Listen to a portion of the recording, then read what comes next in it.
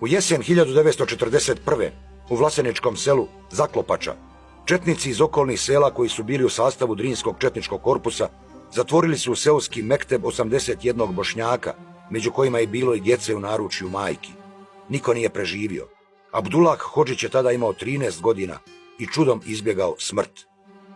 Komšije pobili sve. Jedan je ubišao u kući 7, Ristaman Jovović. Krepo je brzo nije ništa odgovarao. A onda 51 godinu kasnije sve se ponovilo. U Zaklopaču su 16. maja 1992. oko 17 sati u vozilima ušli srpski policajci iz stanice policije Milići sa pripadnicima srpskih vojnih snaga i ubili više od 60 civila Bošnjaka, među kojima je bilo 11 djece. Bošnjacima je komšija Milenko Đurić Gorčin garantovao sigurnost. Abdullah Hodžić teško govori o najmučnijoj dionici svoje porodične historije. Tog dana je ranjen, a nedaleko od njega ubijen mu je sin Muhamed. I donio sam ga sa ženom u jednu sušaru gdje mi drva. I sa čeri donio ga mrtva, ostaje više ga nisam vidio. Oni su ležali hama 3 dana. Mrtvi, na 3. dan su došli i pokupili sve u jednu grobnicu. Za 10 minuta sve je bilo pobijeno.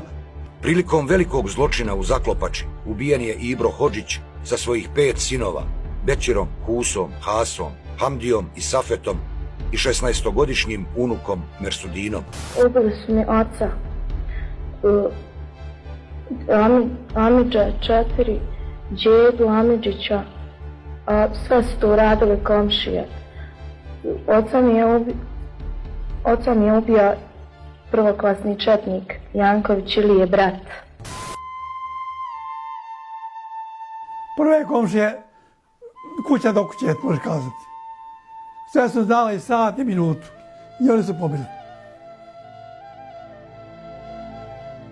Ma ništa da su krivi.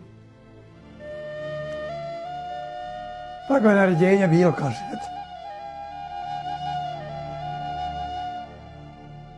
Ono što sam ja čuo, jezive su slike, zaista jezive slike. Kaže, prilikom prenošenja tih posmrtnih ostataka, negdje 70 osoba, iz primarne masovne grobnice u sekundarnu masovnu grobnicu, jeste da su dijelovi tih skeleta vozeći u traktorima ispadali.